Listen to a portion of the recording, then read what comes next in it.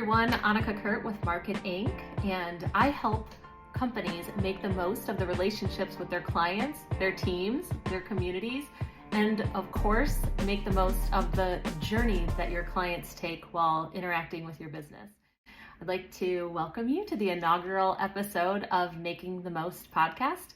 We're going to talk to a bunch of different people from all walks of life that are letting us know all of the great things that they're doing to make the most of their lives and of their careers. We're going to talk about everything having to do with marketing. We're going to cover data collection and newsletters and website ideas and pretty much everything in between. Intake, employee relations, all that good stuff. Today, I thought that I would start this first episode with talking about a question that I get asked all the time, which is, how important is it for my law firm or my company to have a marketing director? The short answer is very, very important. I think it's extremely important for any company to have somebody in charge and constantly keeping track of what's being said about them, what's being seen on the internet about them, what the reviews are like, how to gather more reviews, how to talk about the great things that are going on in your company, and obviously how to talk about the firm or the company in general. So having one specific person oversee that and come up with ideas and implement all those things, it's extremely important. But as a caveat to that, I also let attorneys know that it's also really important to figure out the structure of your firm so that you can come up with a great marketing plan and you can hire the best marketing director. One of the easiest ways I find that this can be done is an exercise that I like to go through with an attorney and a marketing director, typically. Bonus points if the whole staff is involved because it makes it even easier and of course makes it so that there's more input from everyone. But that is going through your client's journey with your business. So taking a law firm, for example, let's say it's a PI law firm, personal injury law firm. The first thing that you want to do, again, best practices if you're sitting down with your entire staff or at least your marketing director, is what is our perfect client like? Where do they work? Where do they shop? Where do they go on their off times? What is their family dynamic like? What is the community that they live in like? Obviously, you're going to pay attention to geographic location, of course, but you're also going to look at, what's their typical income? What are their everyday fears, worries, joys? What are all the things that make up them and their family? So identify that, regardless if they need a lawyer, right? Just what is your avatar client? What does that person's life look like? And then next would be, what is it in the world that potential client is seeing about your firm? So what are they reading about in the reviews that are of you online? What are they reading about you on social? What are they seeing you post on social media? Are they receiving any newsletters from you? Are they seeing you on the news? Are they seeing you talked about at special meetings or any community events? How are they exposed to you and your firm? So the next thing would be, okay, let's say that this client or potential client has a problem. Okay, what is that client doing to solve their problem? Who are they talking to? Where are they going to for advice? How are they seeking out answers? Are they typically a person that picks up their phone and searches through the internet by Googling their problem? Or are they somebody who's talking to the guys at work on, what's going on? Are they depending on their friends and family to help them with a little bit of guidance on what to do next if they're dealing with the usually catastrophic injury that's causing them to need some assistance? Also, what are they feeling? What type of barriers are they encountering, or what are they feeling when things are getting to be too much? Maybe it's the insurance companies giving them a hard time, or they're being asked to sign some things that they're not really sure if they should be signing. What are their hesitations and what are their worries? Next would be, what is making them pick up the phone and call you? What is the marketing piece, or what is the exposure that they're of you that they are seeing that's causing them to call you? How are they reaching out to you? Are they picking up the phone? Are they submitting a web inquiry? Are they sending you a message on social media? Are they asking a friend or family member to call on their behalf? Or is a family or friend calling on their behalf without them even knowing, because perhaps they're not able to make that phone call themselves due to their injury? So after that, let's just take the route of a phone call. Somebody decides to pick up the phone and make a call, either as themselves or on behalf of that injured person. What are they hearing when the phone is answered? Are they getting a warm and welcoming receptionist who's, eager to help answer the question and get them pointed in the right direction? Or are they perhaps, encountering somebody who's really frazzled and who's putting them on hold because the phone won't stop ringing, and they're just, frustrated that another call is coming in? Once that receptionist determines that it is a potential case and they're passed along to intake, what is that intake process like? What questions are being answered? Are they feeling like they have to give a bunch of unnecessary information that doesn't really seem like it has much to do with the case? Are they treated with respect and concern? And are they met with an attitude of, I'm so happy that you called, you're in the right place, we're going to find you help? Or is it a tense conversation where, it's making a bad situation even worse? So after they get through intake, then what? How quickly can they get an appointment with the attorney to, have their questions answered? Are they told that an attorney will call them back, and then, they don't hear from the attorney for a while? Are they put into somebody's voicemail? What is that process like? After they get an appointment with the lawyer, what is that initial consultation like? Is it a sit down in the office? Is it a Zoom conference? Is it okay, let me sit down with some of the other attorneys and figure out if we want your case, and then we'll call you back? What is that first encounter with the lawyer like? If the attorney does decide to take on the case, how is that information communicated to the client?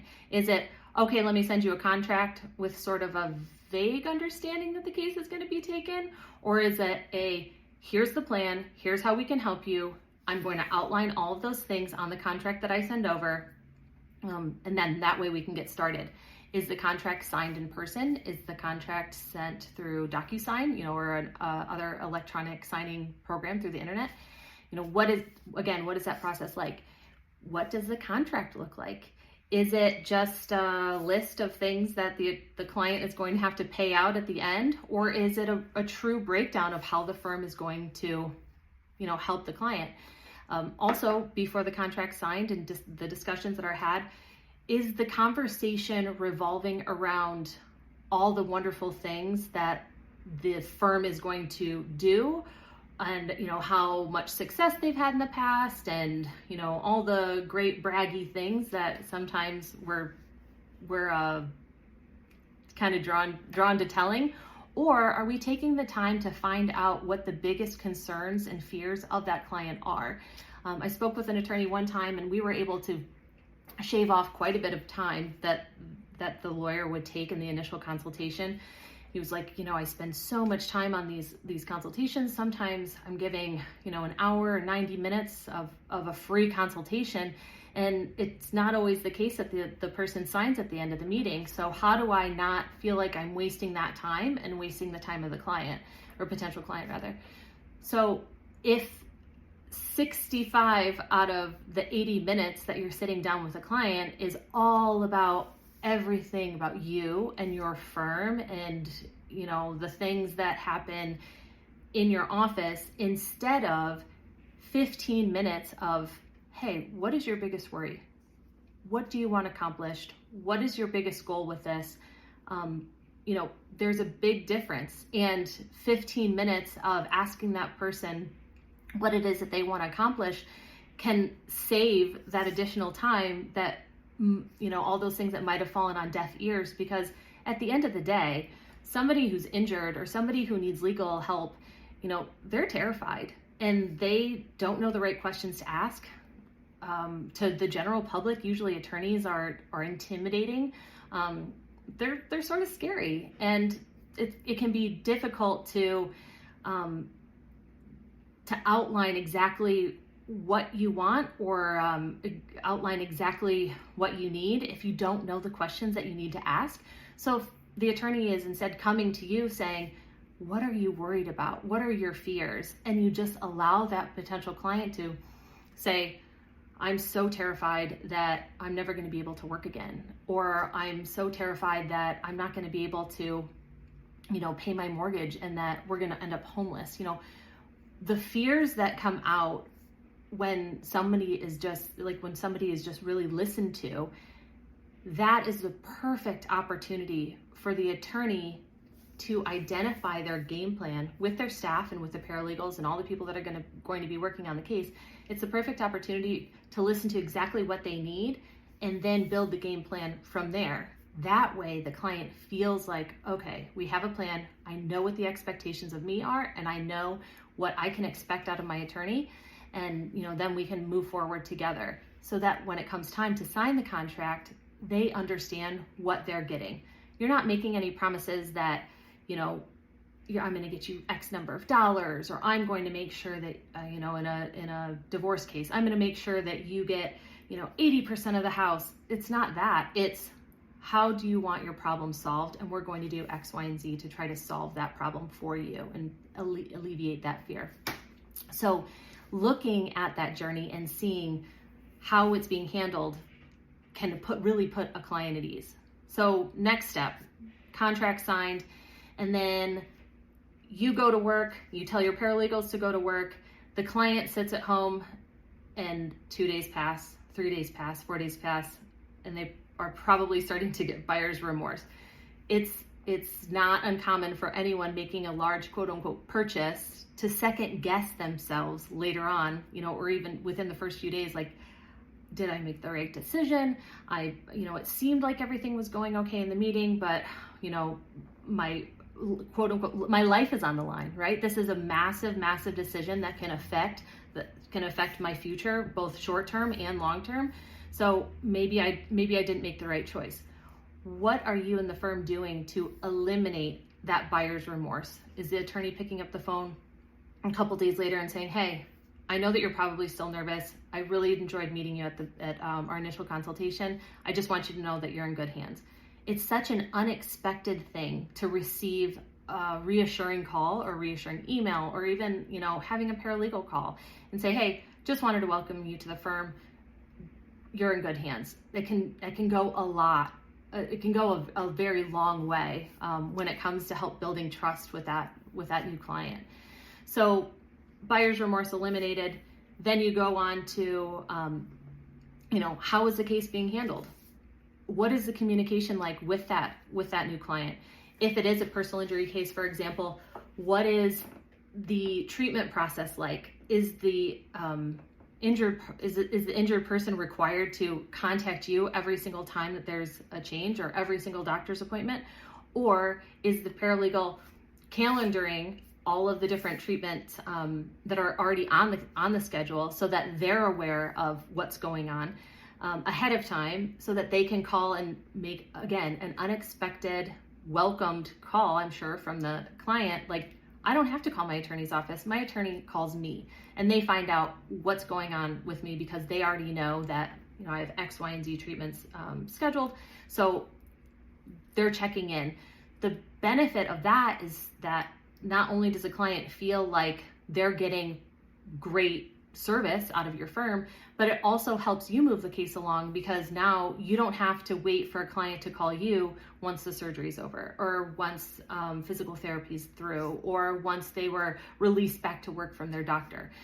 You're constantly checking in so that you would know those things ahead of time, so you can start getting the demand package ready as things go on.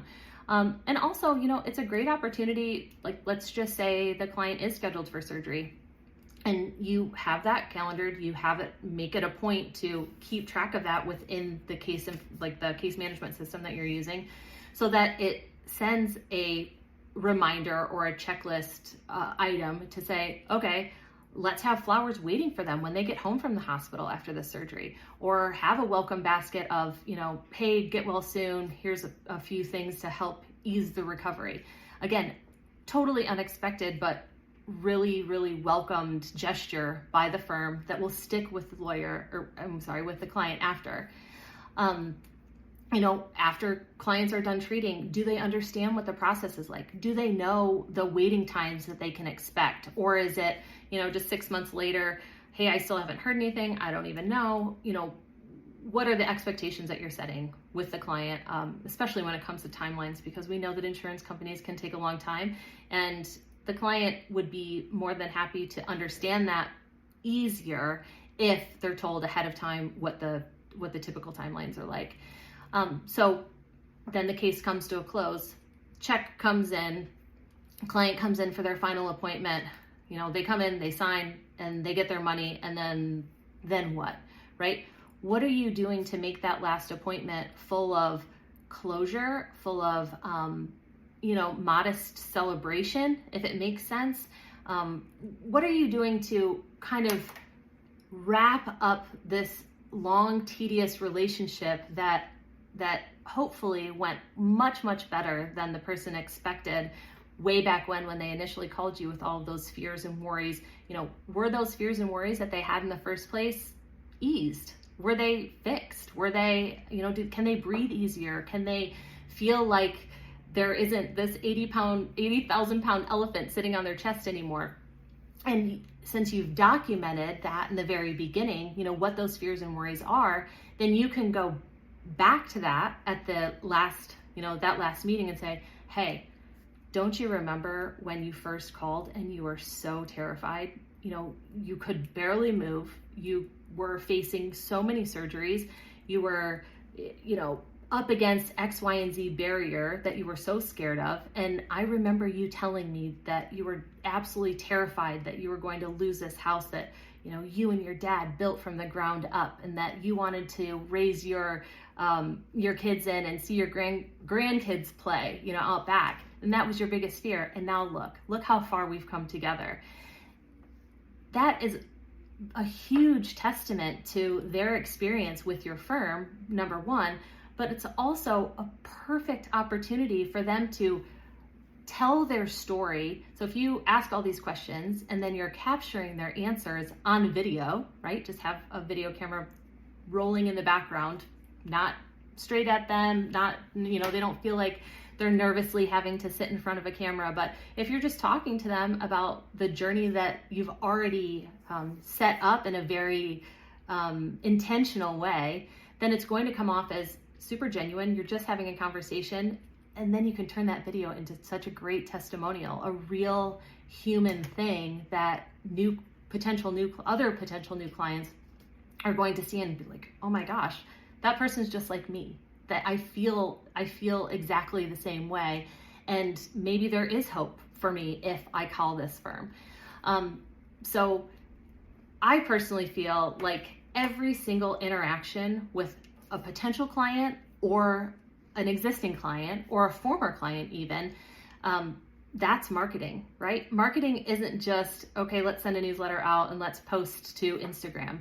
It's every single impression that you make on a client or a potential client or a former client. All of that is marketing.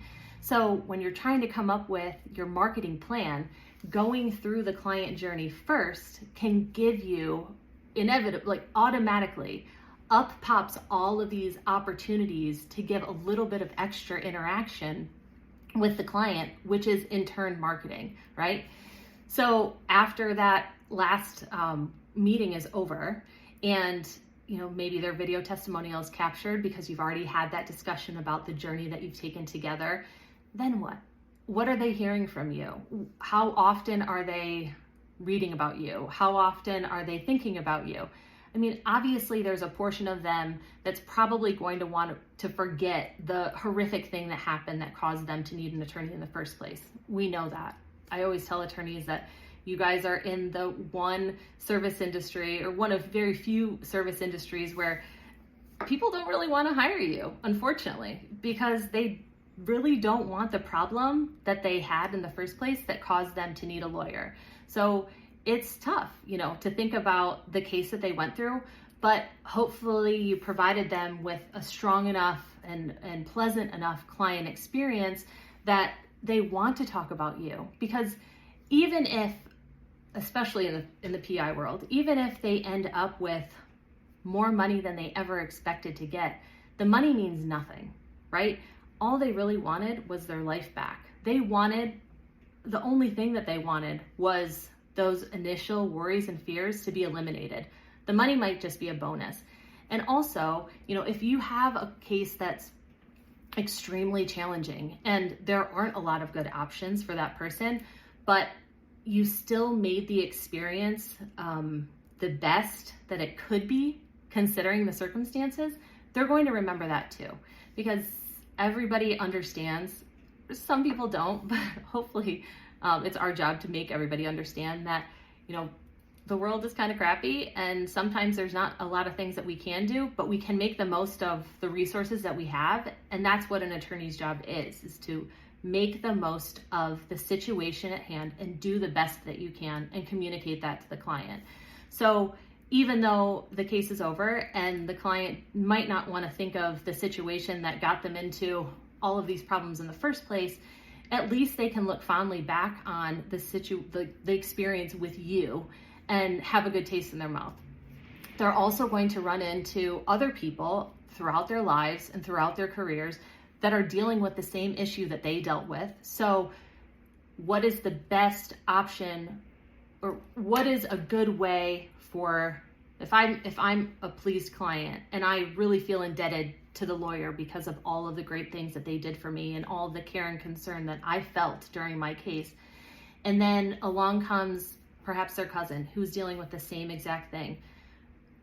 As a friend and loved one, I want to be able to provide some sort of help or solution to those that I love and care about. What better way than to give them the gift of a solution? And that solution is in the form of hiring your firm. But in order for them to properly communicate that, okay, so let's just say I want to help my cousin after his car accident. Well, I have to be able to explain how to contact you. I have to be able to sort of explain, in order to convince my cousin, I have to be able to explain how to contact you in the right way, what it is that you're going to do for my cousin. My cousin perhaps is a really skeptical person. They might not even think they need a lawyer. Maybe they, have, unfortunately, that stereotypical thought that some people have that all attorneys are bad and all attorneys are, ambulance chasers, right? How do you get around that negative stereotype that some people have, and somebody who's, on the fence and doesn't really think that they need a lawyer? How are you teaching your client or your past client how to refer cases to your office? What is that process like? So are they hearing from you on a monthly basis through a newsletter? Are they seeing you on the news for doing great things in the community? Are they, receiving a birthday card every year so that you stay top of mind with them? One attorney that I used to work with, he had said he had a client come in. That client had a traumatic, issue way back when, call it 15, 20 years prior. And the attorney said, okay, have you ever had a situation where you needed a lawyer? The guy said, yeah, I did. And my attorney said, well, do you mind me asking, how come you didn't call him? He's like, I wanted to call him. He did a great job. He got a great result for me. The attorney says, well, why didn't you call him? It's like, because I don't remember his name. He couldn't even remember who the attorney was because after the case was over, that was it. He never heard from him again. And most attorneys think that you never have to reach back out to your clients after the fact. Sure. But if you want repeat business and you want other people to refer cases to you, you have to figure out a way to stay top of mind and remind them constantly of that good experience that they had with your office. So looking at this client journey as a whole then becomes your marketing plan, right? How do we keep track of our clients? How do we touch them in ways throughout their case that, is meaningful and will stick with them? And then that those interactions throughout the case, and then even after the case, asking the people, asking your clients what it is they like to do in their spare time, finding out about their lives outside of this traumatic thing that happened. It'll pose opportunities for you to market to the people in their hobby circle, or on the sports teams that they're involved in, or the different places that they frequent, like their hair salons or their dry cleaners, or all these different places. If you take the time to hear the stories, then that's what you can talk about in all of your marketing. You can highlight all the stories of all of these other people, and that becomes your marketing plan. So it's looking through that client journey, figuring out a way to tell that client's journey to other people who are also out there looking for lawyers. And then you can take those stories and pepper them in to all the different parts of a person's life. So let's just say that your client is talking about how, before the accident, I would go to work every day, and I worked in this office on the 87th floor, and we all were dressed in our best office clothes all the time. And so I always needed to make sure that my suits were dry cleaned and ready to go for all of our corporate meetings. And I just loved the little old lady at the dry cleaner's office. She was always so kind to me, and she'd always have my suit so crisp and clean. And I got to see her every Thursday, and she was just, the best person ever. And I really enjoyed interacting with her. Accident happens, they're out of work, they don't see this dry cleaning lady every Thursday anymore. It might seem like something so minuscule and so small, but if you take the time to look at that client's life outside of the accident, you can see opportunities to reach out to other businesses in your area. So then the success story at the end becomes corporate finance guy goes about his life.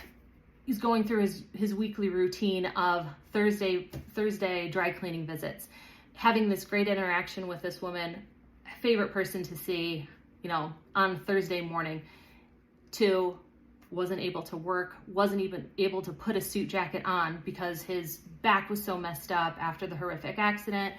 We were able to help him. He got the treatment that he needed. Life is better now, and now he's back seeing this lady on Thursdays, okay? I know it seems like a stretch, but imagine if that lady was part of the story that is told to all these other potential clients. And as part of that story, it's highlighting the lady from the dry cleaning place. It's written in a newsletter article, and it's posted on social media about how much this guy enjoyed seeing this lady at the dry cleaners. If you were to take a story from a newsletter over to the lady at the dry cleaners, she would be ecstatic to know that this high-powered corporate finance guy, cared about her and really valued the interaction, the business that he was giving to this dry cleaners. The dry cleaner lady is going to tell everyone how sweet this guy is. They're going to show everyone this article about his journey going through his traumatic experience. And then, even though you're not the one, the story isn't about how great you as the attorney is, the story is still going to have your headline, it's going to be your newsletter, and it's going to make you look like the guy who's willing to talk about somebody as unimportant as the dry cleaning lady, making the dry cleaning lady feel like she is important, because she is. And a lot of people in some of the unsung industries really would cherish that, because to some people it's just a dry cleaner, but to other people it really is a day brightening thing every week to go pick up your crisp, clean suits from, the dry cleaner down the street from the office. So again, if you look for the experiences that people are receiving when they're part of your world, then it gives you opportunities to market. From there, you can take that person's story and you can look at all of the different parts of it. What was the accident like? What medical treatment did that person receive? what was there, what were they doing before the accident? What were they doing after the accident? What are those little pieces? What are those little places and different things that you can write about and talk about in your marketing that make you more relatable and human to, all the other people in your life? And I always tell attorneys too, it's hard to go to another business owner or to, virtually anywhere and say, oh, hey, if you're hurt in an accident, call me. Or if you find yourself in the midst of a really bad divorce, call me, I can help you. It's weird. It's weird to say that. But instead, if you focus on these little stories, then you are putting yourself out there and you're making yourself known without the awkward, oh, send me cases, because people will want to send your cases naturally if they see you as the human being that they all feel like they are, right? Sometimes attorneys seem superhuman to other people because they're intimidating. They're so smart and they feel like they know so much more than like the common people that aren't attorneys. And so helping to put them at ease by showing the human side of yourself can really help. Again, if you go through this exercise with your staff members too and your marketing director, everyone will have input and ideas on how you can increase those touches and make that client's experience even better. And also a bonus to this exercise is as you're going through this client's journey, up might pop some barriers that you didn't even realize were there. So let's take the medical records instance, for example. If we want the client to have the right expectation on timelines for medical treatment and medical records and demands and all those things, maybe the paralegal saying, yeah, I would love to give our clients a better understanding of how long it's going to take, but it's like pulling teeth to get medical records out of, this hospital. And then I just don't know what to tell a client. Well, maybe the attorney didn't even realize that it's like pulling teeth trying to get medical records out of a certain hospital. And up comes a discussion of how you can improve the speed of that. Maybe it's trying to find a specific person. Maybe it's hiring a medical record specialist to help you do that. Going through it as a group, as a whole firm, really does help solve all these little barriers that you might not have even known were there. So if you are interested in going through the exercise of looking at your client's journey and figuring out a marketing plan from there, please feel free to reach out to me. I'd be happy to sit down with you and your marketing director and staff and map that all out and then come up with a marketing plan from that journey. Just started the Marketing Directors Collective, and I offer this client journey exercise for free to all new members. Marketing Directors Collective is a group of marketing directors that come together to bounce ideas off of one another, hold each other accountable. It is the ultimate mastermind for marketing directors. It can be challenging for attorneys to come back from their own masterminds and from their own personal and professional growth conferences and translate all the wonderful things that they've learned and all of the great ideas that they've had. It can be difficult for them to translate that to their marketing directors and to their staff and come up with an actual game plan based on those things that they've learned. So the Marketing Directors Collective's purpose is to help facilitate that communication and also to really assist the marketing director in working with the attorney and other like-minded marketing directors so that everything is cohesive, everyone's on the same page, and there's monthly check-ins so that things keep moving forward and keep getting done. So if you're marketing director or you are interested in having your marketing director join the Marketing Directors Collective, please reach out. We'd love to have you. And of course, go through the client journey exercise at no cost. Thank you so much for tuning in, and look forward to hopefully meeting some of you as we go through the Making the Most podcast with Annika Kurt of Marketing.